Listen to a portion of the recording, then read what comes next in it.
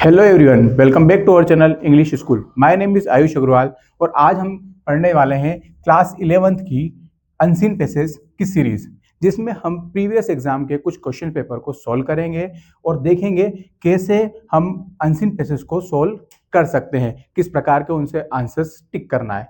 इस वीडियो में हम कवर करने वाले हैं 2025, 24, 23 और 22 इस ईयर में आए हुए अनसीन पैसेज को। याद रहे, अनसीन पैसेज अब तक 9th और 10th में अनसीन पैसेज जो आपके होते थे वो होते थे 5 मार्क्स के दो। कितने? 5 मार्क्स के दो क्वेश्चन होते थे। लेकिन इस बार यहाँ 11th में 10 मार्क्स का आएगा और सिर्फ एक अनसीन पैसेज होगा। कितना पैसेज होगा? सिर्फ एक पैसेज होगा। तो हमें ध्यान से पढ़ना है और पूरे 10 आउट ऑफ 10 कवर करना है। तो let us start our video. ठीक है, सबसे पहले हमने देखा हमारे पास जो है 2021-22 से रिलेटेड एक पैसेज है। हो सकता है कि आपके पास जो पेपर कोड हो वो दूसरा हो, इस सिचुएशन में पैसेज आपका चेंज हो जाएगा। बट जो मेरे पास अवेलेबिलिटी थी उसके अकॉर्डिंग मैंने आपके पास सामने एक पैसेज रखा है। तो आइए रीड करते हैं इस पैसेज को और फिर जानेंगे इसके एमसीक्यूएस को। Man does not live by food alone. Water is vital to human health and fitness, although it is not a nutrient as carbohydrates, fats, protein, vitamins, and minerals. It, in fact, is a key nutrient, and no life is possible without it. Whereas we can do for weeks without food, we cannot live without water longer than a couple of days. देखिए, अब आप लोग इसमें underline जरूर करिएगा क्या चीज important है उससे रिलेटेड। ठीक है, तो man does not live by food alone, water is vital human health and fitness. Okay, although it is not a nutrient as carbohydrates, fats, protein, vitamins, mineral, in fact is a key nutrients and no life is possible without it. किसके बिना life possible नहीं है? तो यहां ध्यान दीजिएगा, water. ठीक है, whereas we can do for weeks without food but we can not live without water. Important line है। ठीक है, water approximates 60% of the body weight. How much percentage? 60% of body weight of human adults. The total amount of water in a man weighing 70 kilogram is approximately a liter over 40 liters. A little over 40 liters. It is an excellent solvent. More substances are soluble in water than any other liquid known so far. अब आप सब जानते हैं, बचपन से हम पढ़ते जा रहे हैं कि जो लिक्विड के रूप में जो वाटर है हमारे पास वो सोल्यूबल है। क्यों बेस्ट है? क्योंकि उसके अंदर सारी चीज क्या हो जाती है? घुल जाती है। ठीक है, this makes it an ideal constituent of the body fluids which sustain life supporting chemical reactions. It dissolves varied products of digestion and transports them to the rest of the body. Likewise, it dissolves diverse metabolic waste and helps drain out of the body. Besides, it performs a variety of functions. What performs a variety of functions, same well known and well understood, while others not so well appreciated yet vital. Important line है. The no less important role of water is to distribute or dissipate. Distribute मतलब वितरण करना और dissipate मतलब होता है नष्ट करना. The body heat efficient, thereby regulating the body's temperature. Water accomplishes this role ideally because it has thermal conductivity. What it has? Thermal conductivity, ensuring rapid heat from one part to the other. आगे बढ़ते हैं. Above all, water has high specific heat, implying that it takes a lot of heat to raise the temperature of water. Likewise, much heat must be lost to lower its temperature. Drinking a lot of water is an inexpensive way to stay healthy. क्या करना चाहिए? बहुत ज्यादा पानी पीने से ये सस्ता है मामला, जिससे आप क्या कर सकते हैं? स्टे हेल्दी रह सकते हैं। इनएक्सपेंसिव मतलब क्या होता है? सस्ता। अगर हम बात कर रहे हैं कि हेल्दी रहने का सबसे सस्ता उपाय क्या है, तो वाटर, पानी ज्यादा कंज्यूम करो, यूज करो। Even excess of water is harmless. Water therapy, drinking a litre और the first thing in the morning is a kidney friendly.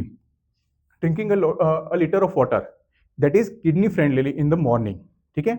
The water regulation in the body is affected by the hypothalamus. Hypothalamus क्या होता है? एक हमारे जो body है, body part है, ये क्या है? ये बॉडी पार्ट है. ठीक है. इन टू वेज, किस प्रकार से? दो प्रकार से काम करता है. By creating the sensation of thirst which makes us drink water. मतलब वो हमें प्यास को पैदा कर देता है, जिससे हमें लग रहा है कि अब हमें पानी पीना चाहिए. Second, by controlling the excretion of water as urine, और उसे कंट्रोल करता है कि हम यूरिन के रूप में पानी को, एक्स्ट्रा वाटर को निकालें. If water regulations fails, medical emergencies ensues. ठीक है. तो इस प्रकार से जो हमने पैसेज पढ़ा है, अब इस पैसेज से रिलेटेड कुछ क्वेश्चन आंसर्स हैं. इन क्वेश्चंस को हम टिक करेंगे. ध्यान रहे, एग्जाम में आप सिर्फ और सिर्फ आंसर्स लिखेंगे, चारों ऑप्शंस लिखने की नीड नहीं है.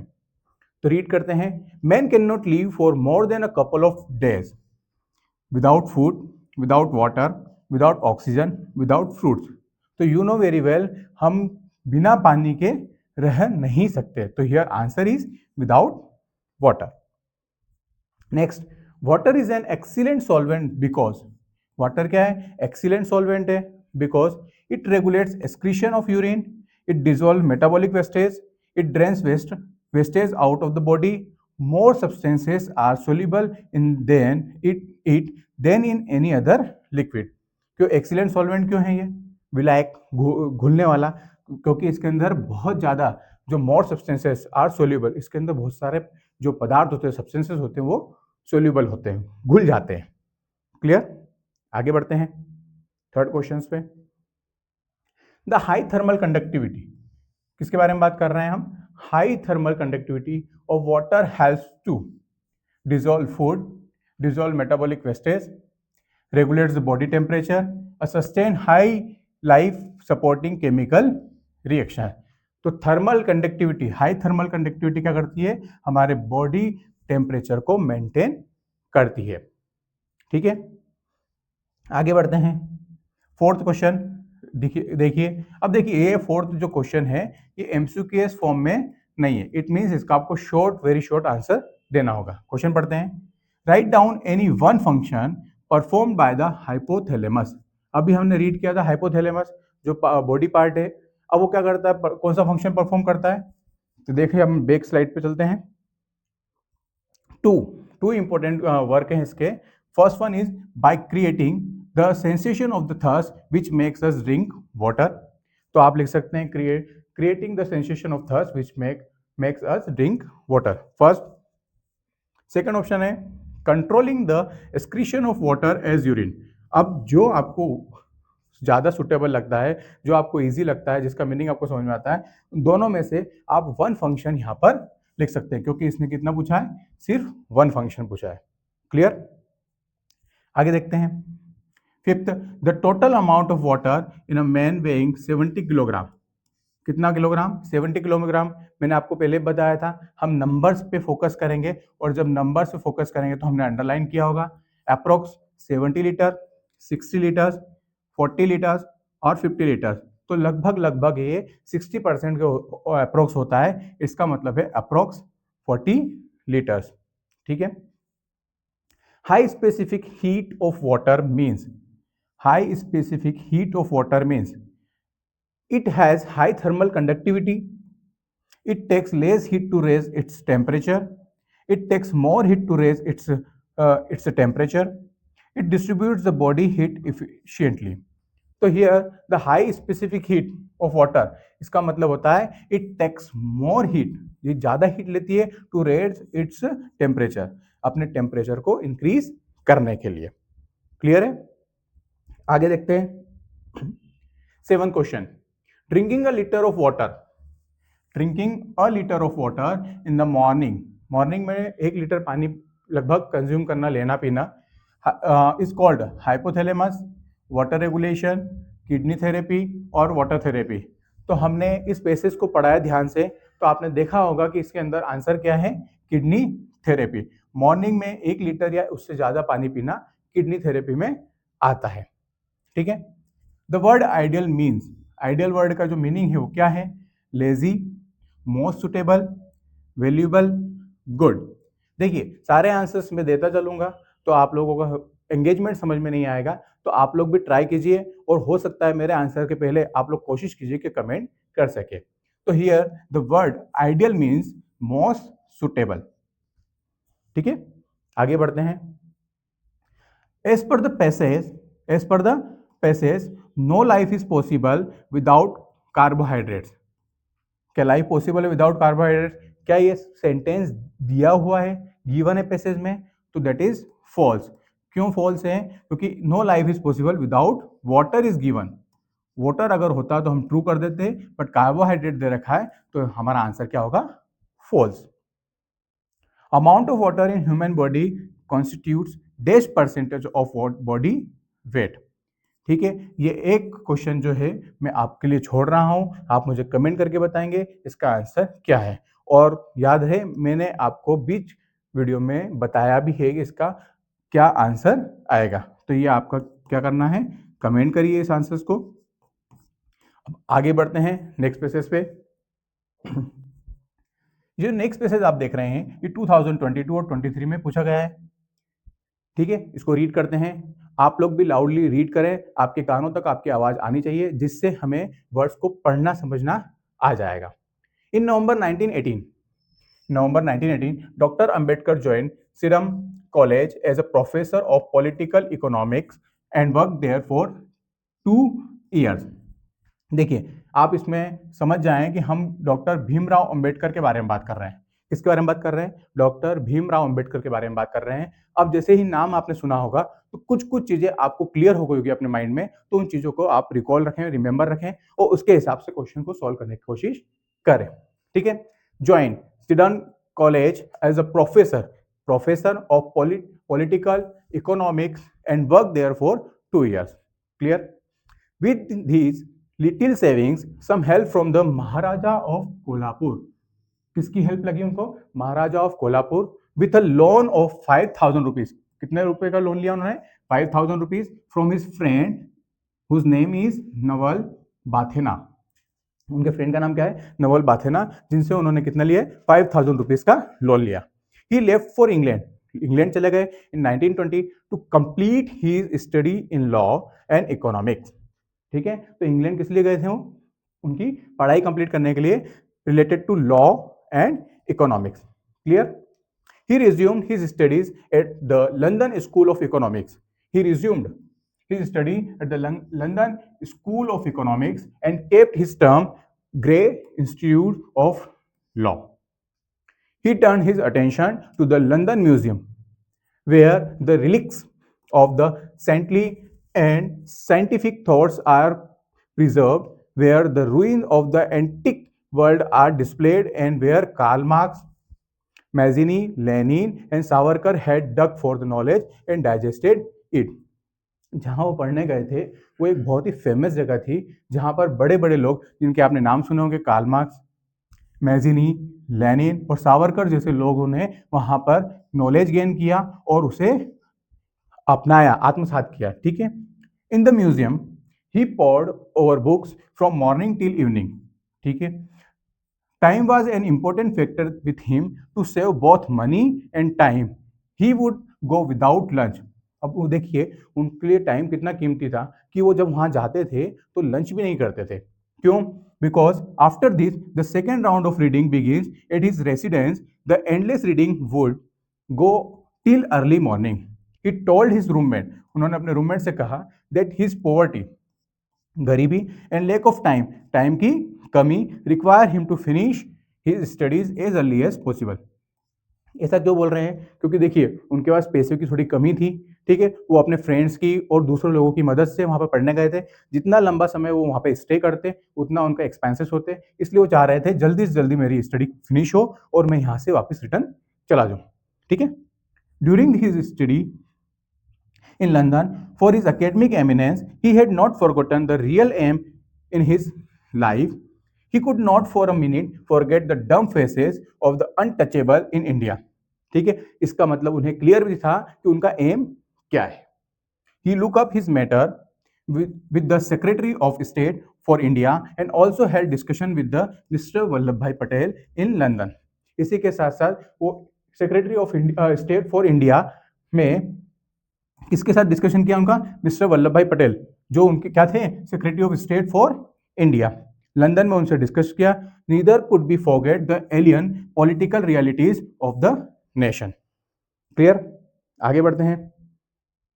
In a paper read before the students union and also in famous thesis the problem of the rupees, he exposed the hollowness of the British policies in India. उन्होंने British policies के जो खोखलापन था India में उसके बारे में उसको expose किया, उजागर किया, which cause the stir in the academics world of London and Ambedkar was suspected to be an Indian revolutionary. जब उन्होंने ये काम किया तो उनको देखा गया कि ये उनको सस्पेक्ट किया गया, अंदाजा लगाया गया कि ये इंडियन रिवोल्यूशनरी के लिए काम करते हैं या हो सकते हैं। ठीक है, तो इस प्रकार का ये पैसेज था। अब हम इसके क्वेश्चन आंसर्स को देखते हैं। क्वेश्चन को रीड करें। Where did doctor Ambedkar teach? Where did doctor Ambedkar teach? London school of economics, Sydenham college, London museum, Grey institute of law. तो देखिए टीच मतलब होता है पढ़ाना, तो पढ़ाने के लिए क्या था? Sydenham college of college. कहाँ पर पढ़ाया था उन्होंने? Sydenham college. ठीक है, आगे बढ़ते हैं। Doctor Ambedkar was a teacher of political economics, law, literature, political science. तो here we can say the answer is political economics. देखिए हमने जो फर्स्ट लाइन रीड की थी उसी में हमें इसका आंसर भी मिल गया और इसी के साथ साथ ये आंसर भी हमें मिल गया, इसीलिए इंपॉर्टेंट है, आप अंडरलाइन जरूर करते चले।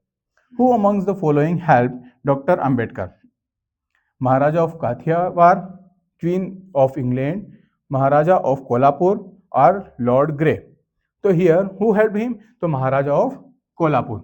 इस प्रकार से उन्होंने उनकी मदद से लंदन गए थे, उसके साथ साथ उनके एक फ्रेंड ने भी हेल्प की थी। ठीक है, याद रखिएगा। आगे देखते हैं।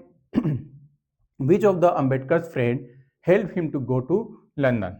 देखिए क्वेश्चन वही आ गया। Naval Kishore, Karl Marx, Lenin और नवल बाथेना। तो हियर द आंसर इज, देखिए अब आप लोग नवल देखकर आंसर मत टिक करिएगा, पूरा पढ़िएगा। यहाँ किशोर है और यहाँ पर बाथेना है, तो हमने डिस्कस किया है नवल बाथेना के बारे में। ठीक है, यही उनके यहाँ पर फ्रेंड थे। Next question, why did doctor Ambedkar try to finish his studies as early as possible? क्यों चाह रहे थे फिनिश करना? Due to illness, for lack of resources and time, due to the adverse climate and due to the nostalgia. तो here answer is due for the lack of resources and time. वही बात है, हमारे पास money problem था, time problem था, इस वजह से वो चाह रहे थे कि जल्दी से जल्दी मेरा कोर्स फिनिश हो, मेरी पढ़ाई फिनिश हो। Next, what was doctor Ambedkar's real aim of life? उनका रियल एम क्या था एक्चुअली?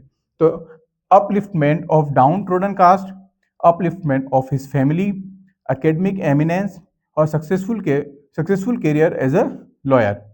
तो you know very well Ambedkar साहब ने बहुत ज़्यादा काम किया है डाउन ट्रोडन कास्ट के लिए, अपलिफ्टमेंट के लिए। तो upliftment of downtrodden caste. ठीक है, हमारे भारत देश में पहले बहुत ज़्यादा छुआछूत की भावनाएं रहती थी, तो उसके अपलिफ्टमेंट के लिए, मतलब उनको ऊपर लाने के लिए उन्होंने काम किया था। आगे देखते हैं। What was the Vallabh Bhai Patel? What was Vallabh Bhai Patel? Secretary of state of India, professor of political economics, British governor और professor at Grey institute. Here answer is secretary of state of India. आगे बढ़ते हैं। Doctor Ambedkar spend most of his time in court rooms, Indian house, royal house, London museum.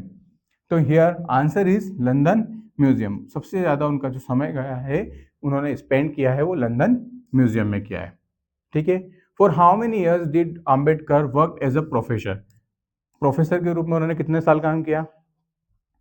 1 year, 2 years, 3 years और 4 year. तो answer is 2 years. ठीक है, clear? आगे बढ़ते हैं। What did doctor Ambedkar expose in his thesis? उन्होंने अपनी थीसिस में क्या एक्सपोज किया था?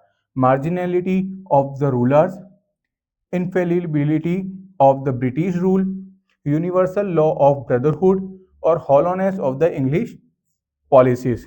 तो उन्होंने अपने जो थीसिस है उसमें क्या एक्सपोज किया था, आप लोग मुझे कमेंट करके बताएंगे। आपको एक क्वेश्चन सेल्फ सॉल्व करना होगा, ठीक है।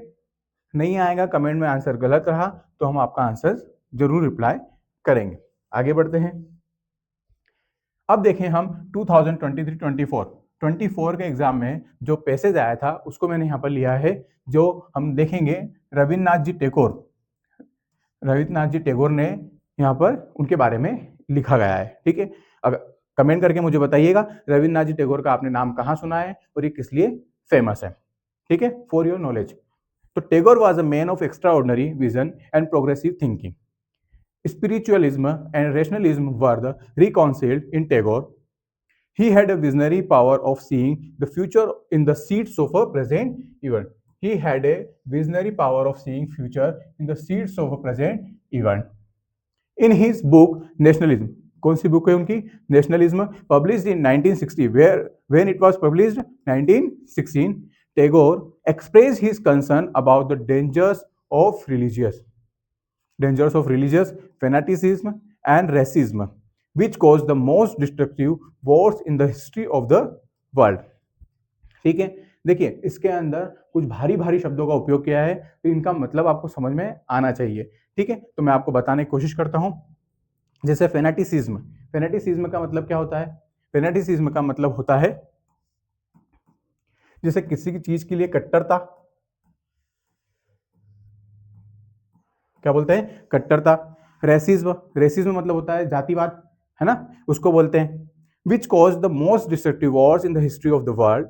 He was Seer who foresaw the destructive and the dangerous effects of science and technologies on man and nature machines.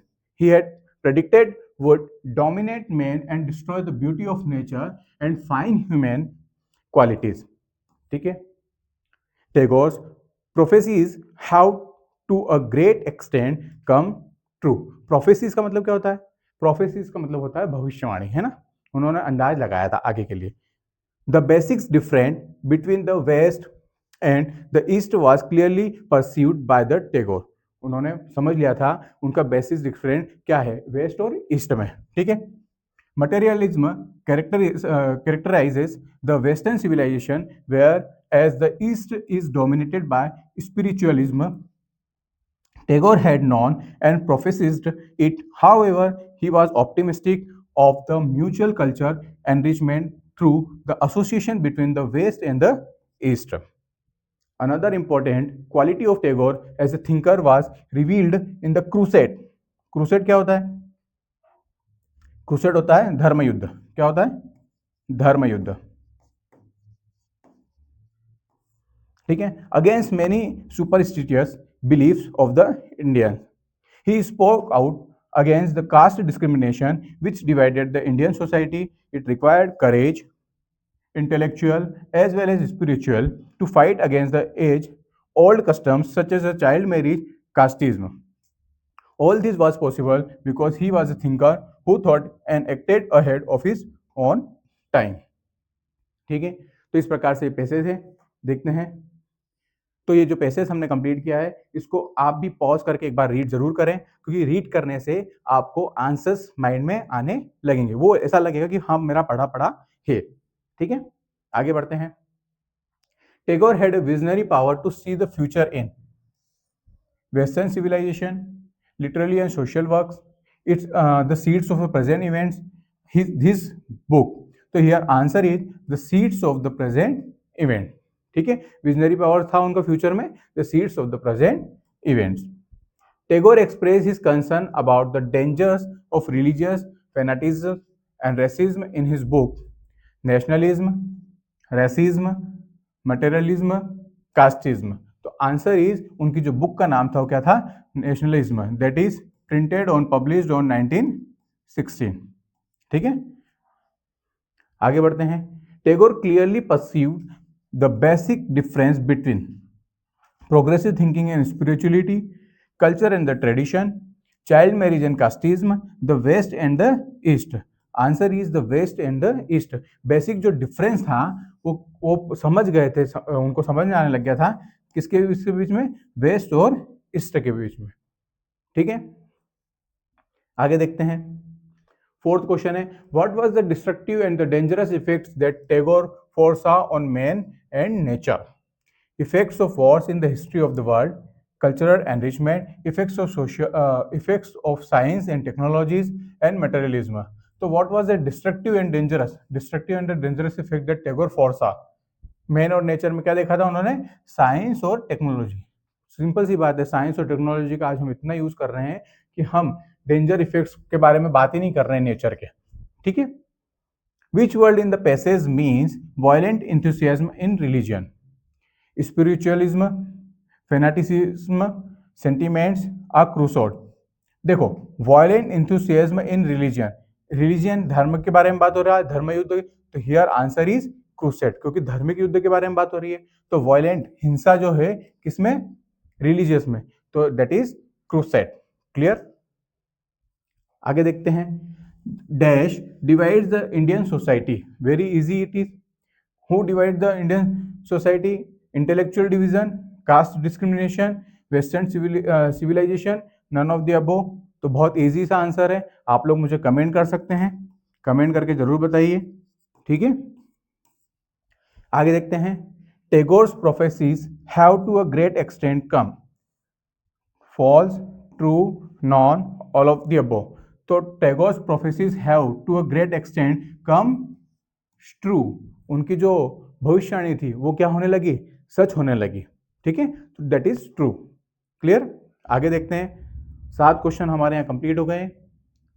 Tagore's crusade was against child marriage, age of old custom, superstitious belief and rationalism. तो उनका जो crusade था, धर्म युद्ध था, वो superstitious beliefs के बारे में था। किसके अगेंस्ट था, सुपरस्टिशियस बिलीफ। सुपरस्टिशियस बिलीफ क्या होती है, ये जो वहम होते हैं ना, वहम में हम जो भरोसा रखते हैं उसको बोलते हैं वहम। सुपरस्टिशियस मतलब क्या होता है, वहम। वहम पाल लेते हैं ना, बिल्ली रास्ता काट गई, इस प्रकार से जो वहम होते हैं उनके बारे में थे। ठीक है, तो noun form of the word spiritual is spiritualness, spirited, spiritualism, spiriting. तो आंसर इज, नाउन फॉर्म के बारे में पूछा है तो spiritualism. Clear, the verb form of the materialism, materialism का वर्ब फॉर्म क्या है, मटेरियल, मटेरियलिस्टिक, मटेरियलिज और इमेटेरियल। तो हियर आंसर इज मटेरियलिज। ठीक है, तो वर्ब फॉर्म के बारे में बात की गई है तो मटेरियलिज। ठीक है, आगे बढ़ते हैं। तो यहाँ हमारे 10 क्वेश्चंस कंप्लीट हो गए हैं।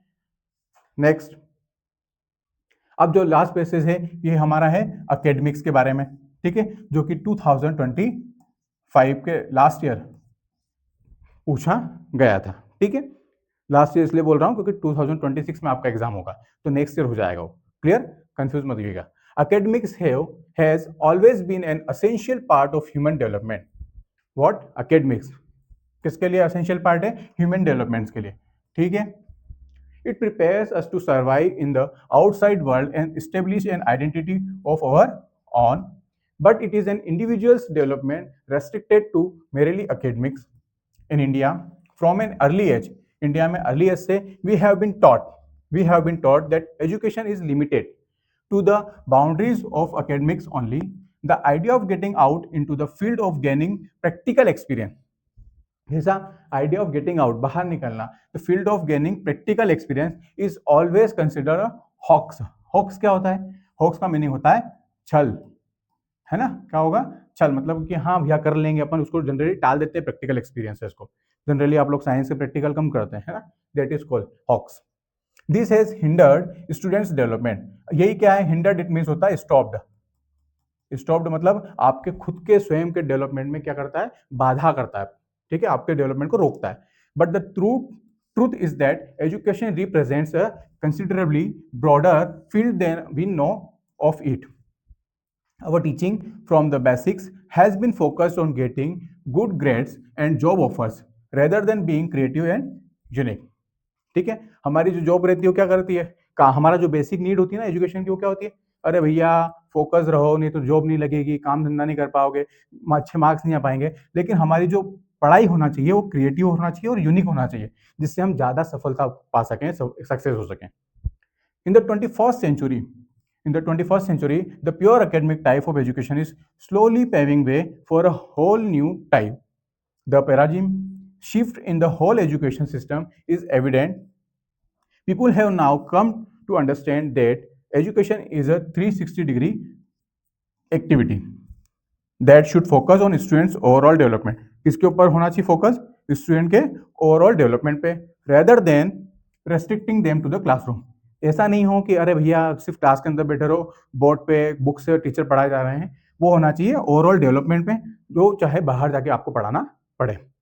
तो हियर सिमिलरली, अब आजकल आपकी को करिकुलर एक्टिविटीज होती है, गेम, स्पोर्ट्स वगैरह। तो co curricular activities that take place outside the classroom but reinforce a supplement classroom curriculum in some way have become a point of focus today. These activities help in the growth of the child in more than one way.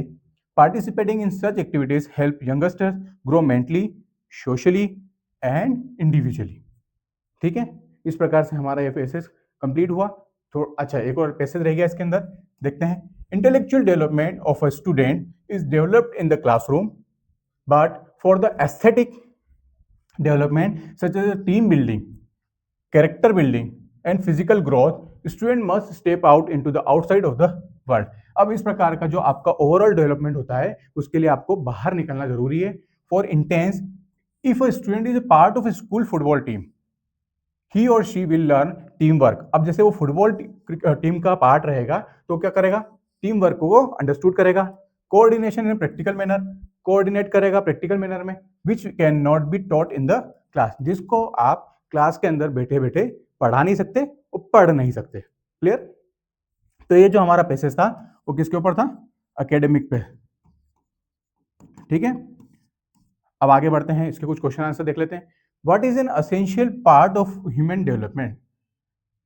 Identity, experience, academic और curriculum.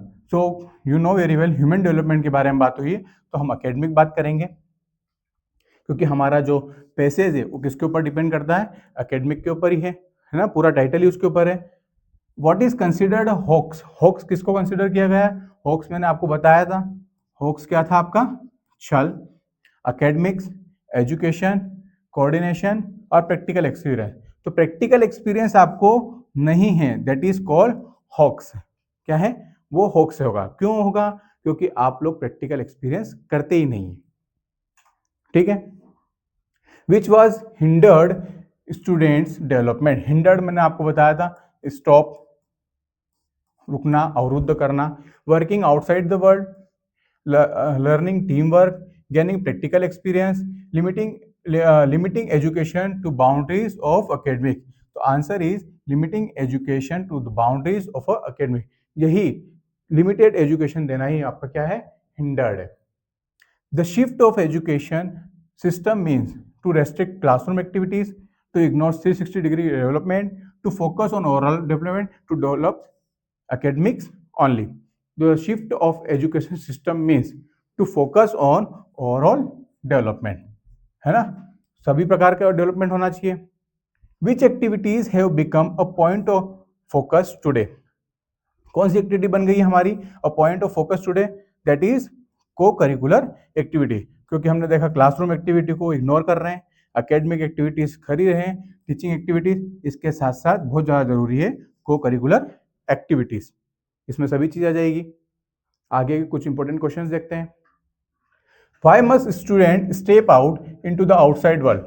To see the world, for physical development, for aesthetic development, for mental development. तो वो बाहर क्यों आना चाहिए? ताकि उनका physical development complete हो। सिमिलरली बहुत इजी सा क्वेश्चन सामने है। The time period of 100 years, that is decade, millennium, century और फोर्टनाइट। तो आंसर इज सेंचुरी। आगे देखते हैं, which of the following is the correct antonym of unique? Antonym ध्यान रखिएगा, एंटोनियम मतलब होता है अपोजिट, यूनिक का opposite, rare, common, special, unusual. तो यूनिक मतलब क्या होगा? अद्वितीय, है ना? तो उसका एंटोनियम बनेगा कॉमन। क्या बनेगा? Common. Which of this is similar in the meaning of hoax? Truth, untrue, unmask, uncover. अब देखिए हॉक्स छल है, दैट इज कॉल्ड अनट्रू। क्या रहेगा वो? अनट्रू रहेगा। ठीक है। Classroom teaching provides practical exposures, chance to learn other skills, the foundation and limited opportunities for the development. अब यहाँ जो क्वेश्चन बनेगा ये आपको मुझे कमेंट करके बताना है। ठीक है, कमेंट जरूर करिएगा। अगर नहीं आएगा तो आंसर्स हम बताएंगे।